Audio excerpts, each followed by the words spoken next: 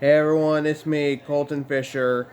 So, you probably remember one of my videos saying if you wanted me to do a movie review and reviews on TV series. Well, that is why my first review of my channel would be the live action remake of How to Train Your Dragon. The one that came out in 2025, which is this year, on a Friday the 13th. Pretty spooky, am I right? Anyways, now, what do I think of the film itself? Honestly, it's kind of better than all the other live action remakes produced by Disney. This movie basically tells Disney how a real remake should be done. And as you can guess from the trailers, the dragons look pretty realistic and almost accurate to real dragons. I mean, to be fair, dragons are reptile of fan fiction with wings, helping them to fly and the ability to breathe fire. But in this case, it's the one where dragons raid a village belonging to a Viking tribe. Anyways, other than that, let's get to the review. So, this movie was from 2010, was originally based on, and as Hiccup described when he narrates, normally when a dragon attacked a village, people would flee, but not a single village would flee. Because what they have is a Viking tribe. And yes, as you remember, the Vikings actually stays and fight the dragons to not let them take their crops and food away. And for my thought of the entire film itself, it's actually really good. It actually was really incredible compared to its animated counterpart. I mean, sure that the animated movie came out in 2012, not 2012, 2010, where it's shown on screen, and now we got a live action remake because I just found out that DreamWorks decided to do this movie as the first live action remake from DreamWorks, and this movie basically tells Disney this how a real live action remake is done. But I will be honest here, I can respect Disney that they're trying their best on their movies, especially for their live action adaptations. And also, other than that, let's talk about the characters. We start with Hiccup Haddock III, played here by Mason Thames. And I think this version of Hiccup is a pretty solid character. It has more emotions than ever and basically steps up and, well, you basically get the idea. Despite this movie came out on a Friday the 13th, and other than that, I'm going to try not to spoil the film because I might get in trouble if I spoil it too much. But I'm just going to go into a few details. Now, other than Hiccup, we got Astrid, played here by Nico Parker, and all the other characters that I don't bother saying they're actors.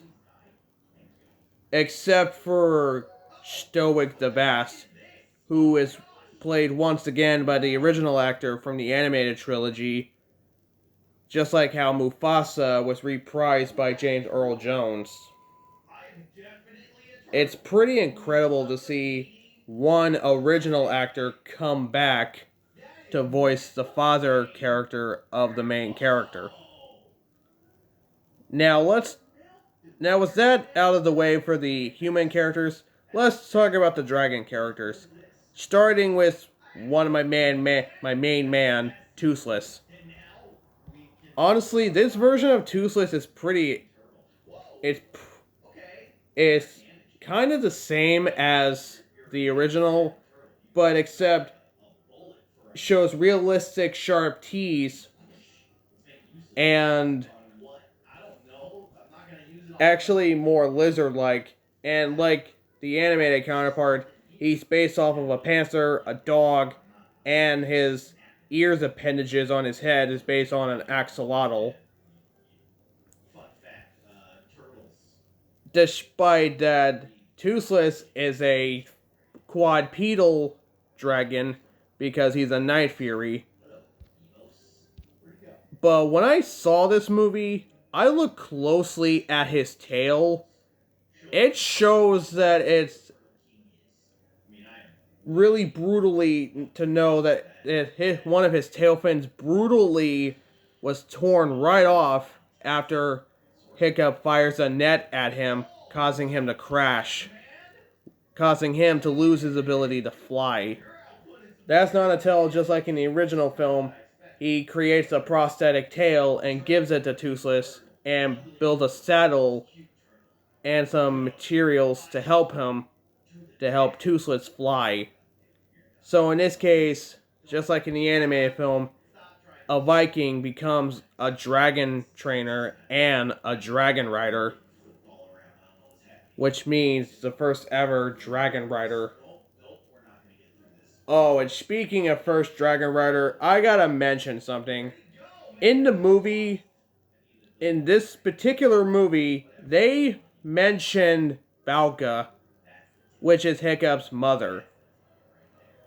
As you can know, if you must know, this movie did mention Valka, which is probably setting up for this upcoming sequel. But we'll have to wait and see how it's due.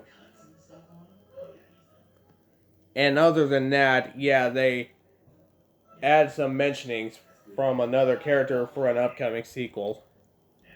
Now, back to the dragon characters. The next dragon we have is Stormfly, the Deadly Natter.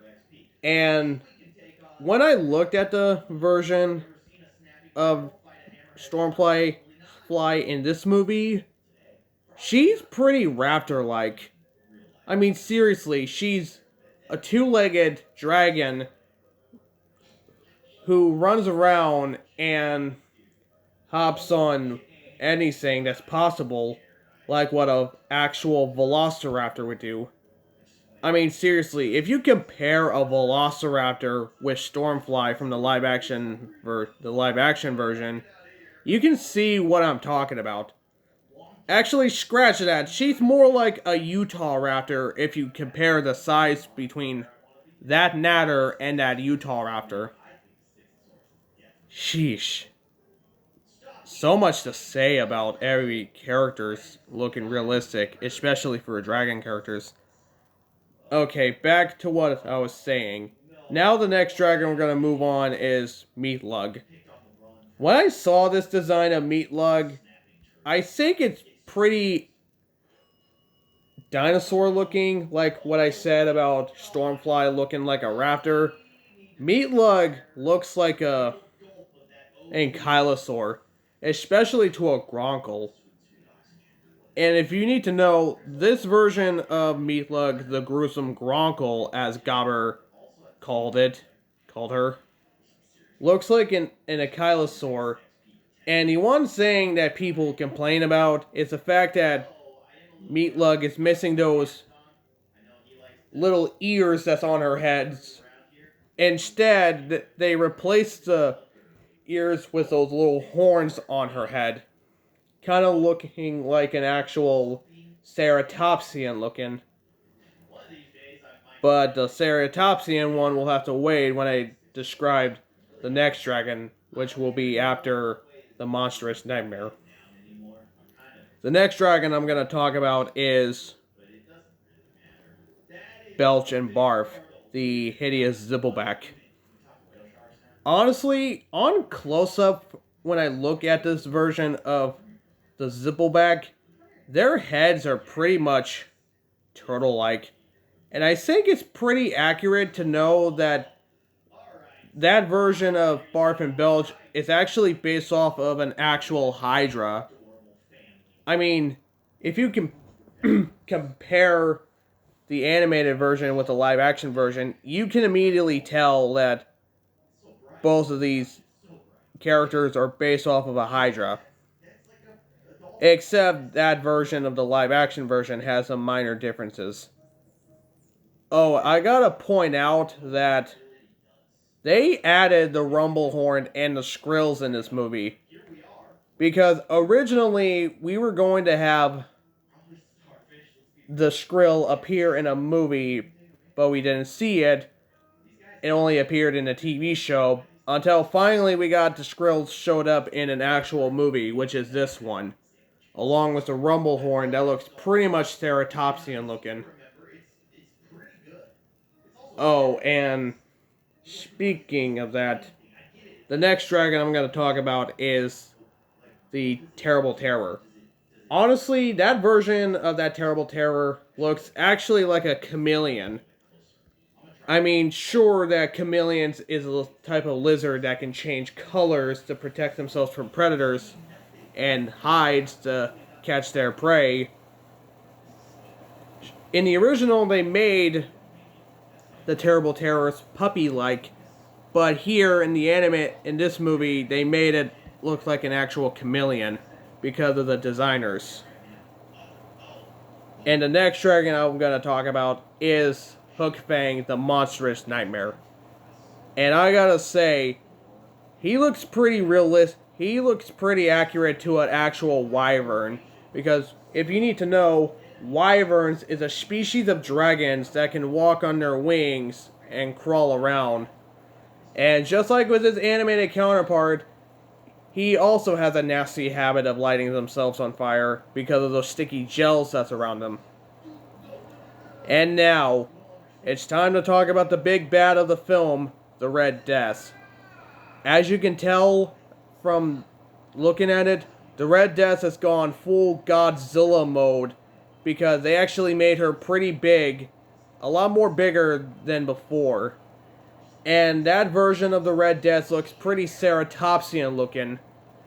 And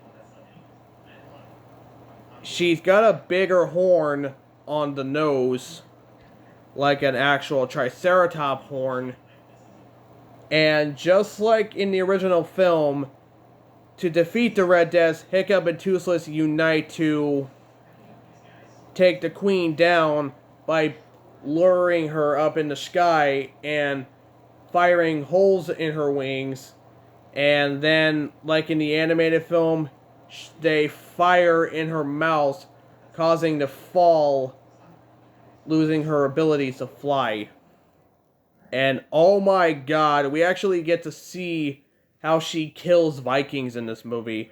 It's pretty brutal. Even more brutal that we saw how the Red Death's wing immediately starts to tear open after the fire was ignited from her mouth. And we actually get to see her crash onto the volcano before she blew up. And just like in the original film, Hiccups get hit by the club of the dragon, and Toothless have to save him. And you basically get the idea from the animated movie. And overall, this movie was pretty awesome. It's much better than the animated version, and it basically tells Disney how a real live-action remake is done. I bet this would be the start of a new saga made by DreamWorks, because this movie will be the first live-action remake that DreamWorks has ever done. So other than that, this movie deserves a solid 10 out of 10 for being this amazing. So I recommend going to see this movie in theaters if you can, because this won't disappoint you at all. It's pretty amazing, and I really enjoyed it. And with that, that will conclude today's first ever movie review of this channel. So like, subscribe, and I'll see you later.